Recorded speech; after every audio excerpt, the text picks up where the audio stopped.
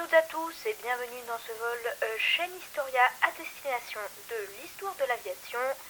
Je suis le commandant de bord et je vous souhaite un très bon vol. Mais juste avant, pour de décoller, voici quelques consignes de sécurité. Je vous prierai de bien vouloir vous abonner à la chaîne ainsi que de liker la vidéo et d'abonner la cloche. Je vous laisse dès maintenant aller voir sur notre chaîne YouTube l'onglet communauté qui vient d'arriver, sur lequel vous retrouvez des détails sur nos prochaines vidéos, car plein de concepts sont en attente. Je vous souhaite un bon vol.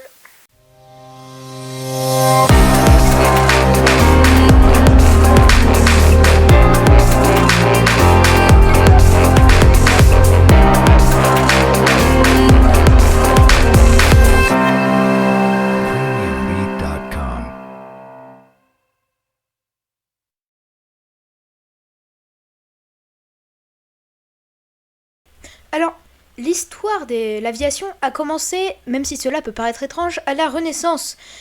Car dès la Renaissance, les avions ils ont été un sujet d'imagination pour les plus grands scientifiques, comme par exemple, bien évidemment, Léonard de Voissy, que vous pouvez voir juste ici sur votre écran. Il va observer le vol des oiseaux et il va imaginer au XVIe siècle l'hélice, le parachute, le planeur et l'hélicoptère. Mais seulement, ces idées sont longtemps resté au stade de concept, car il n'y avait à l'époque que les animaux ou la force humaine pour actionner des mécanismes, ou encore les transports comme les charrettes. Il n'y avait pas encore l'électricité ou n'importe quel autre moyen qui aurait fait que ça pouvait s'actionner automatiquement. Donc comme vous le voyez sur l'image, c'était l'humain qui était accroché, qui devait bouger les bras pour faire bouger les ailes, et donc pouvoir s'envoler. Mais l'aviation a connu vraiment sa première lancée au début du 19e siècle grâce aux progrès réalisés dans le domaine de la construction et de la mécanique avec, au début du 19e siècle, le Britannique George Cayley qui va énoncer les principes de ce qui va très vite devenir l'aviation. Les recherches sont très actives et aboutissent vers 1840 au premier envol d'un modèle réduit d'aéroplane à vapeur. Le second tournant de l'histoire de l'aviation, c'est sûrement la Première Guerre mondiale, avec l'invention des premiers modèles d'avions de chasse, 11 ans après l'invention du premier avion motorisé, donc qui a été inventé par les frères Wright. Donc vous pouvez voir par exemple sur cette image ce que donnait un avion français. Alors oui, certes, c'est très loin de ce qu'on a aujourd'hui, mais à l'époque c'était quand même très pratique. Au début de la guerre, les grands chefs des deux côtés estime que l'aviation est seulement un moyen supplémentaire d'information pour voir de l'autre côté de la colline. Ce sont les aviateurs eux-mêmes qui vont prouver que ce service peut être considéré comme une arme. En 1915, du côté allemand, Boelck formule les principes du combat aérien, tandis que du côté français, Garros cherche à réaliser le tir à travers l'hélice.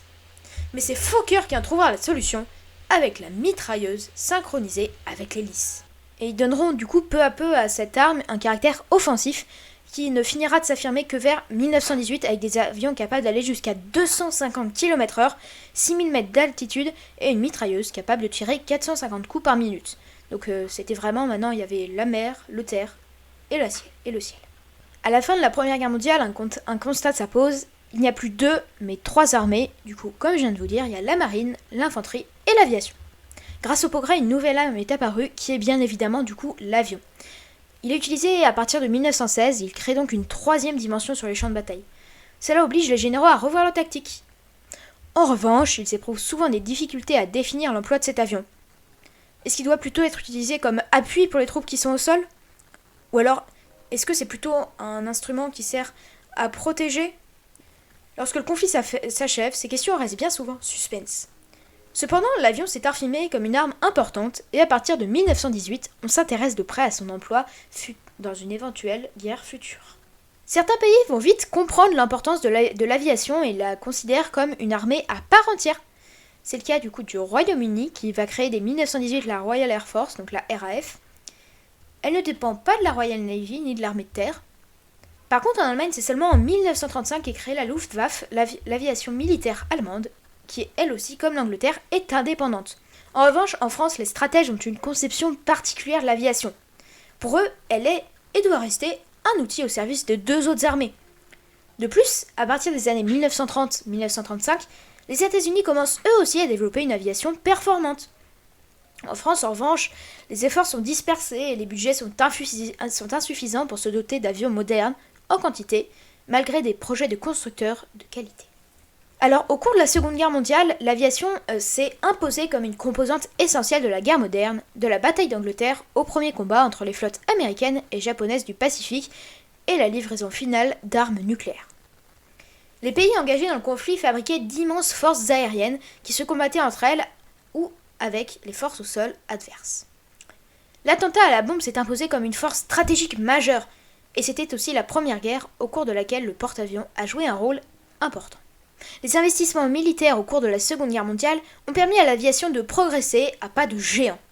Le monoplan en porte-à-faux profilé a rapidement fait ses preuves dans presque tous les rôles, même si quelques biplans plus anciens sont restés dans des rôles de niche pendant la majeure partie de la guerre. La puissance des moteurs et les performances des avions ont augmenté régulièrement, les moteurs à réaction et à fusée commençant à faire leur apparition à la fin de la guerre. Les systèmes avioniques sont plus sophistiqués et sont devenus plus répandus, notamment les commandes de vol assistées et les instruments de vol en aveugle, les communications radio et le suivi radar, comme le montre ce joli radar qui s'affiche à la droite de votre écran.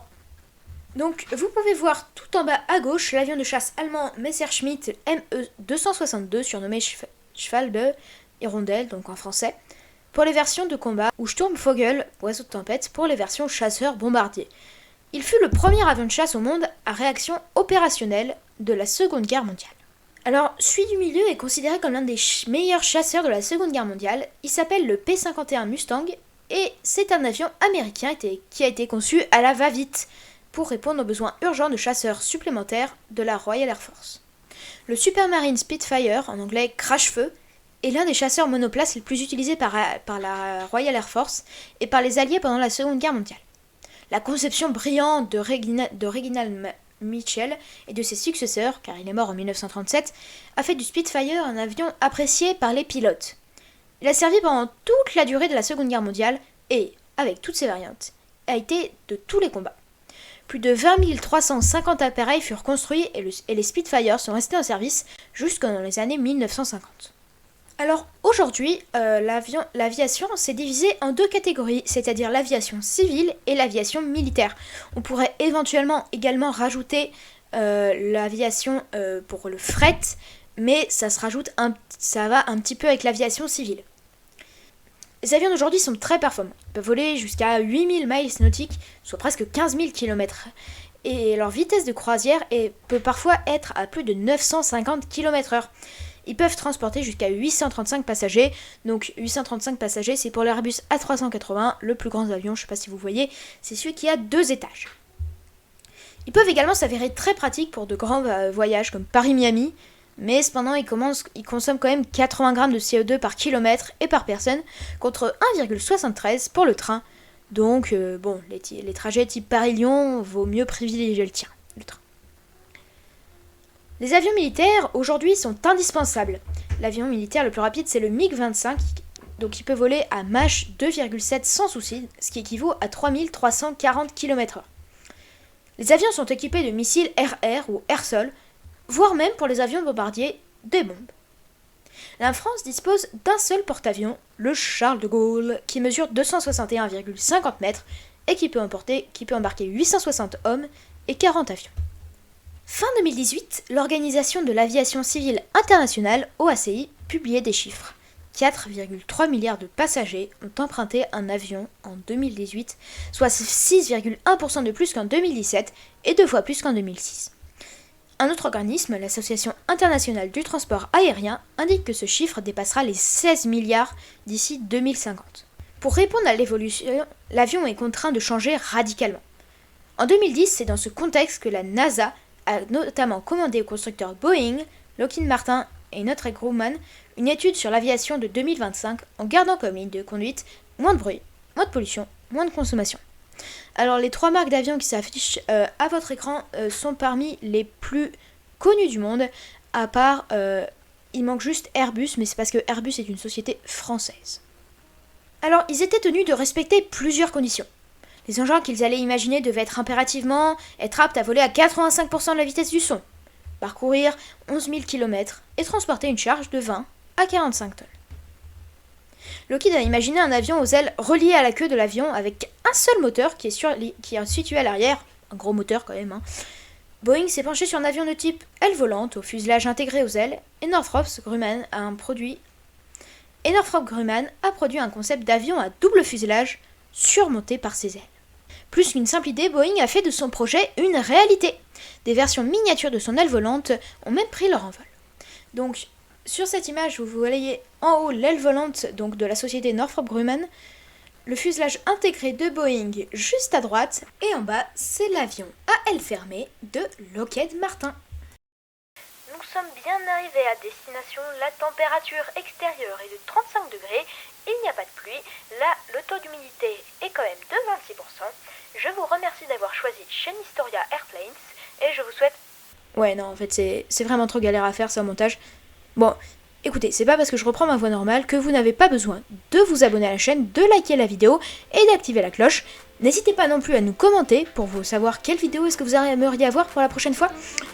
N'hésitez pas non plus à rejoindre notre communauté sur YouTube, pour ça vous avez juste à cliquer sur l'onglet communauté de notre chaîne YouTube, vous pourrez trouver plein de posts super intéressants et vous allez voir, on vous prépare des contenus toujours mieux. Et sur ce, je vous souhaite à la prochaine.